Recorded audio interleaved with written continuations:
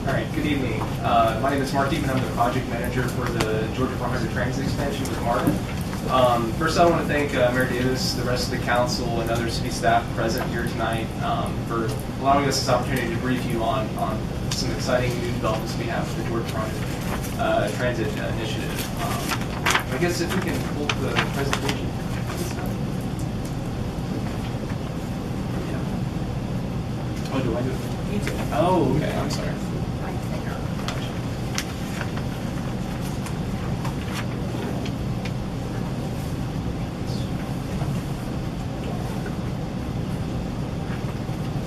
Okay. And also, before we begin tonight, we also have with us Claudia Bellata, who is part of our Parsons Bricker-led consulting team. She's going to be helping out with some of the presentation slides. And additionally, we have Kelly Hayden, who is heading up a COA, which is a comprehensive operations analysis. And at the end of the presentation, he wants to give a brief minute or two update on that study effort as well.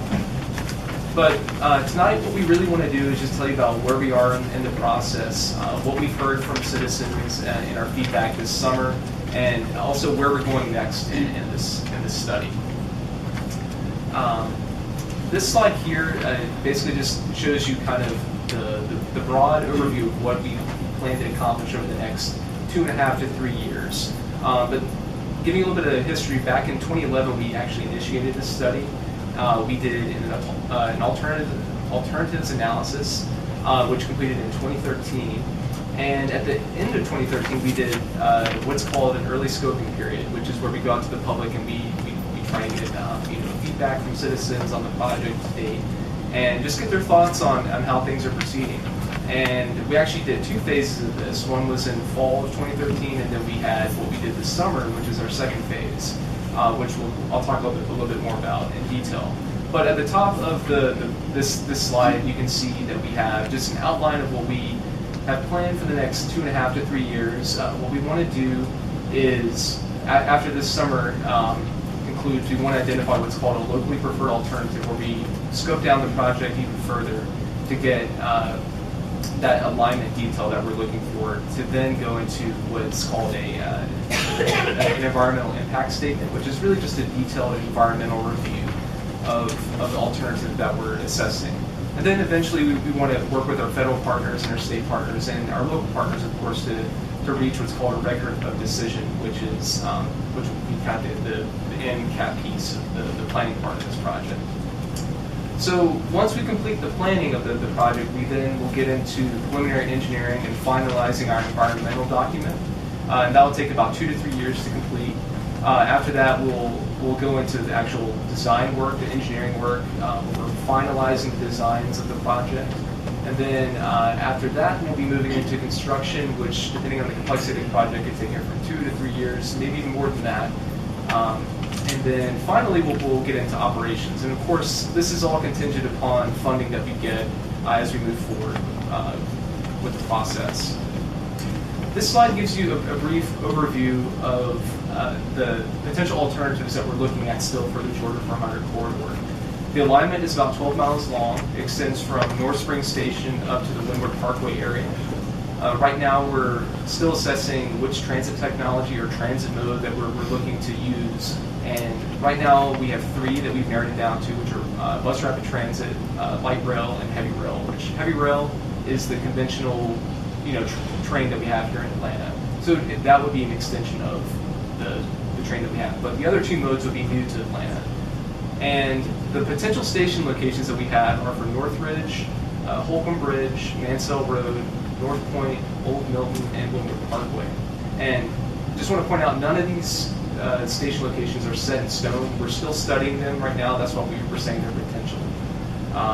So we'll be furthering that process as we and narrowing down those alternatives as we move forward. I'm not going to go into a lot of detail on this slide, but basically what we want to point out is that we have had an extensive amount of outreach throughout this study dating back to 2011 with our stakeholder committee, which consists of city technical staff, GDOT, the Atlanta Regional Commission, the Federal Transit Administration, a lot of the technical staff within the region, essentially, that would be vested in this project. They help us guide this effort. So it's a combination of local, state, and federal partners to help us do this. And we've had many meetings dating back to 2011, like I said, with our public meetings. And some of those I'll talk about a little bit more in depth as it relates to what we did this summer. And we also did 2 surveys, which I'll talk about the second one in more detail. So really, back last fall, we started this early scoping phase.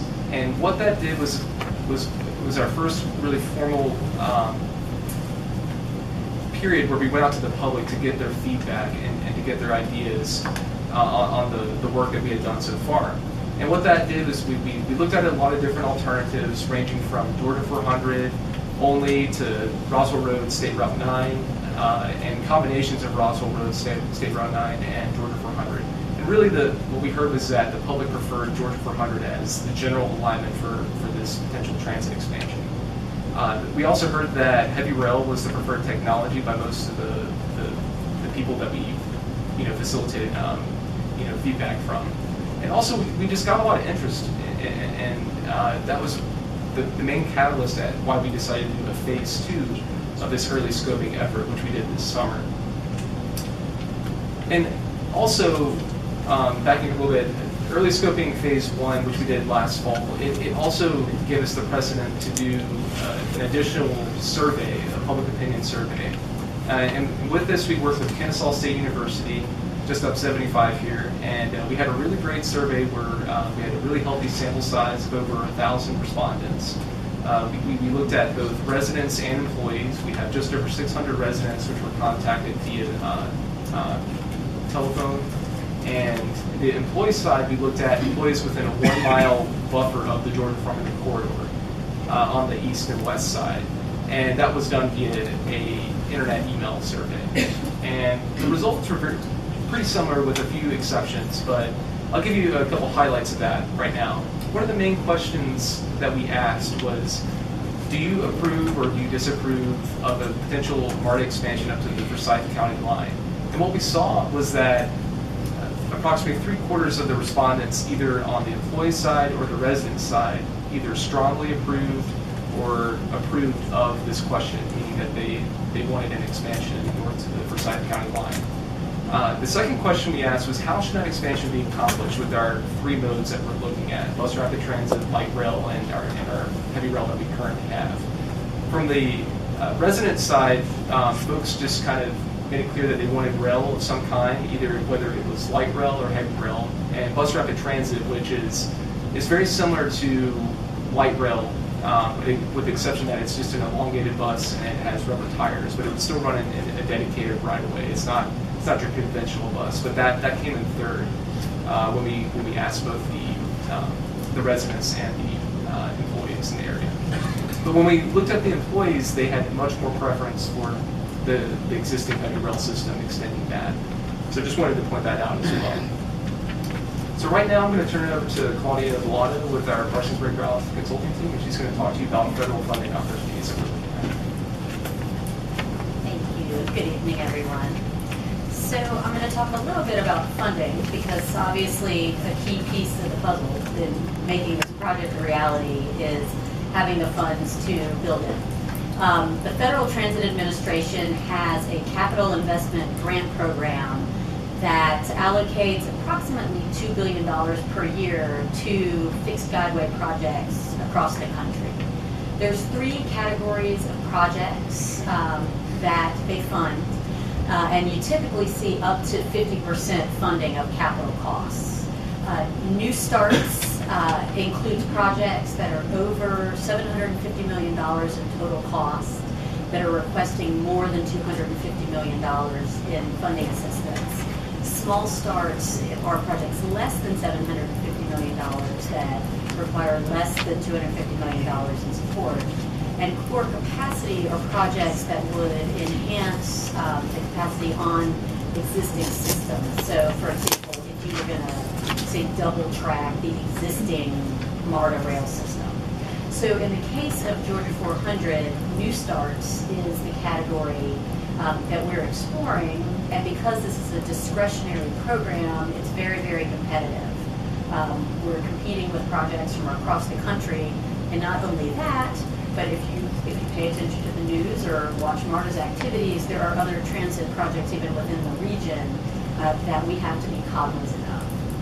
So for that reason, we're doing a preliminary new starts evaluation, which actually considers the project's characteristics against the criteria that FTA measures. And that way we can proactively make decisions about the project now that put it in a more competitive position in the long run. The categories that are analyzed include mobility improvements, which is the amount of riders that you'll see on the system, cost effectiveness, which looks at cost per rider, congestion relief, which is really a gimme because the feds can't define how to measure congestion relief. Environmental benefits, which look at the vehicle miles traveled impacts for the region, and land use and economic development, which both take a look at transit supportive policies that may be in place within the local community that would incentivize or encourage transit-oriented development. So because we're aware of these criteria, we were able to perform some early analysis for each of the modes that Mark mentioned: bus rapid transit, light rail transit, and heavy rail. You can see the preliminary ratings before you, and this gives us a sense of where we are and where we might need to improve as we make decisions about the project. So projects are measured on a 0 to 5 scale, where 2.5 is a medium, and you have to have a medium rating in order to be considered for funding from FTA. You can see that bus rapid transit and heavy rail transit are performing the best, and they already have that medium rating. And in several of the areas, for example, economic development, where you see medium low ratings across the board, that's an example of a criteria where as the project develops, we would expect that to improve, because once we actually have an alignment and know where the expansion may go and where the stations are going to be, then we can start to make some decisions about incentives and policies and land use and zoning changes that would encourage transit-oriented investment in those categories.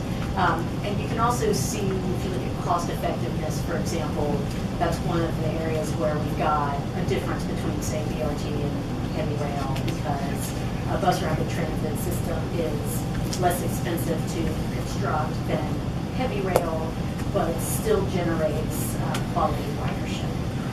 So this is something that we'll continue to look at as the project moves forward, so that we can hopefully apply for and receive grant assistance from the Federal Transit Administration. With that, I'll turn back to Mark. Thanks, Claudia. And as another sidebar to the work that we're doing, we're actually looking at not only with this project, the Georgia 400 project, but our other 2 projects, the I-20 East project and the Clifton Corridor project, and trying to assess really what are the economic impacts if these were to actually be constructed. And with this, we're working with the Atlanta Regional Commission, which they've been great partners in helping us do this work, and we're using their latest modeling and regional planning assumptions. And really, what we're seeing from a preliminary results standpoint is that these projects are having a great impact on the economy. We're seeing increases in productivity. We're also seeing changes in population, like positive increases in population, increases in jobs, increases in GDP by county, and other economic factors. I won't get into much detail right now, but also, this study looks at not only the effect on, say, Fulton County or DeKalb County, but it also looks at the Atlanta region and the state of Georgia as a whole. And there's some really interesting dynamics that occur between those different regionalities. And we hope to have the study finalized by the end of this summer. And once we do, we'll put it on our website, and so that you all and the members of the public can be made aware of it and go check it out. So early scoping phase 2, I've talked a little bit about this in the past. This is what we did this summer. And really what we wanted to do is provide an additional comment period for folks to go out and give us their thoughts on the project and the work that we've done so far. With this, we've had many meetings. We've had three public meetings that were on July 8th, July 10th, and the 17th. and we tried to focus on segmenting the meetings on the quarter, so we had something on the north end, something in the middle, and then something on the south end here in Dunwoody.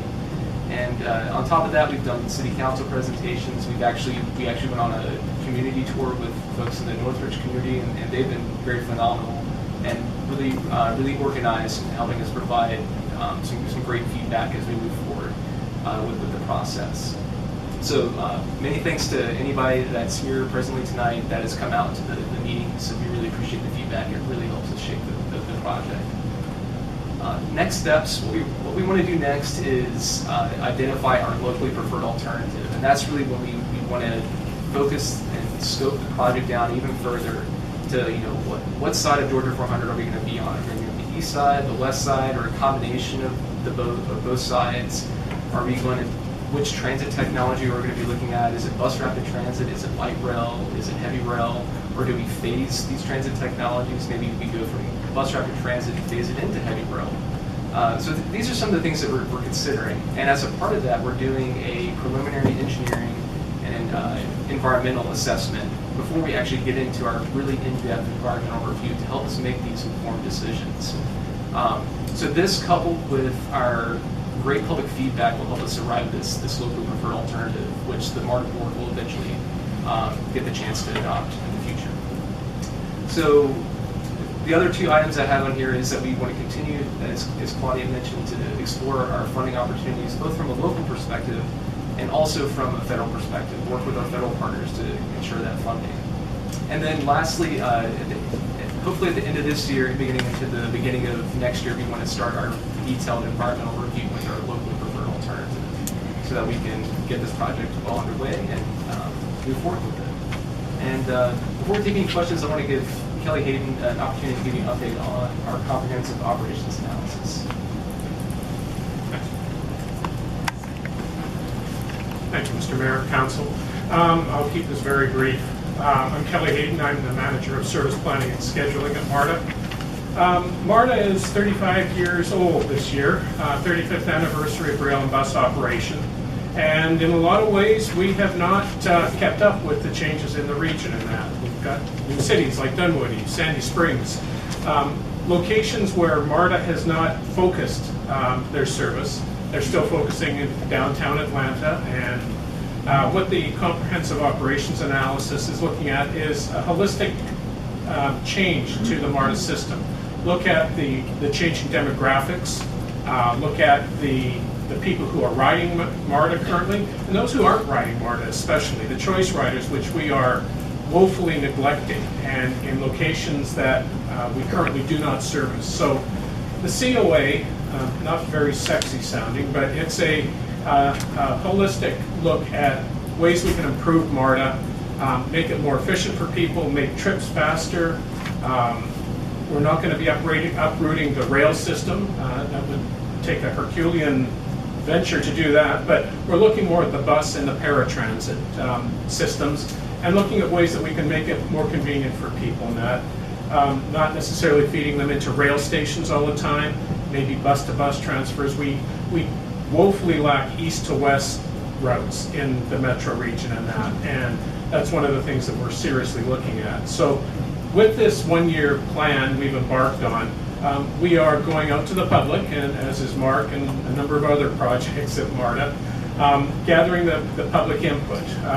We've had a number of public ventures at this point. We've got 21 more locations that we're reaching out to people, doing this generally at venues rather than formal meetings, meeting them where they actually are instead of asking them to come to us. So with that, as I said, we have a website that's set up. We have an information line. I've left some fact sheets at the back table for the public. I believe the council has a copy of that fact sheet in their packet. And we look forward to giving the Dunwoody Council some positive feedback and hope to receive feedback from the council and the residents of Dunwoody in the future so that we can make Marta work for them instead of do what we're doing. So, thank you. Thanks. All right, let's move on to mayor and council comments. One second, Mr. Mayor, if I could I, number one, thank you for the presentation. I ride Marta every day. I would like to get a copy of this presentation electronically, please, if I could. If you could present that to the city clerk or somebody on staff, I'd like to have the electronic version of the PowerPoint presentation. Yeah, we have it on this machine right here. So, Awesome. yeah. Thank you so much. Appreciate it. And Mark, just real briefly, I know we talked earlier about, I'll say it here publicly, that really the only comment I'm getting from constituents is the section from North Springs up to North Ridge. I'm hearing constituents say Marta can build that either in the center if that's not cost feasible on the west side of Fort Lauderdale. Talk about that privately. Otherwise, this is one generally people tend to be in favor of, which is somewhat surprising to me, but I haven't seen a whole lot of negative feedback. And it's, when we looked at this study effort, we actually tried to do this about 10, 15 years ago before I came on. And at the time, the ridership numbers weren't there, the public support wasn't quite there, the amount of development just wasn't there. But in the past decade, we've really seen an explosion in growth, especially in the job sector up here. And that's based on what we've seen with the forecast out of the Atlanta Regional Commission. That's going to continue to go in that direction. So it's looking like it's being more of a transit supportive area, and we want to be at the forefront of that and help work with all the different municipalities along the corridor to really provide the best solution that we can. And to speak to the section between North Springs up to the North Ridge area, that's probably the area that we've received the most feedback from, and we're very cognizant of that. And that's part of the reason why we're doing this preliminary engineering and environmental assessment to help us come up with the information that we need to make that informed decision about, do we go on the west side, do we go on the east side, where do we do that at if we do it, just to help out with those types of decisions. So. Any other questions? Yes. Three things for you. One is I echo Doug's comment. We would prefer, I know speaking for myself, this leader would prefer the west sides in that stretch. It's the east side would be detrimental to Dunwoody residents, and we're here to protect Dunwoody. Secondly is on, these aren't numbered, but where you talked about the scientific survey, I noticed that all of the survey residents were North Fulton. There were no North DeKalb, Dunwoody mentioned there. Was that by design to exclude the North DeKalb? We actually looked at, we actually have some of the zip codes that we looked at were actually in the Dunwoody area and even south of 285 in our survey. So. But all listed as North Fulton residents and employees. Oh yeah, the survey is I'm sorry, that's kind of misleading. It's meant to be about the North Fulton expansion, because really the expansion is within Fulton County, extending up to the northern part of Fulton County. But the survey as a whole covers the northern part of DeKalb County, kind of the northern part of Fulton County, and the rest of northern Fulton County. Then my final question is, since we have a stop here in Dunwoody, Sure. And there's at least 3 of you here, maybe more from Marta, how many of you rode Marta to get here? I actually didn't. Good for you. All right. He's the driver. The train's waiting. I used to ride every day though, but I didn't want to be dripping in sweat by the time I walked to the station here. But yeah, good question. You knew that was coming, didn't you? Yeah. Thank you. Thanks. Anybody else? Appreciate it.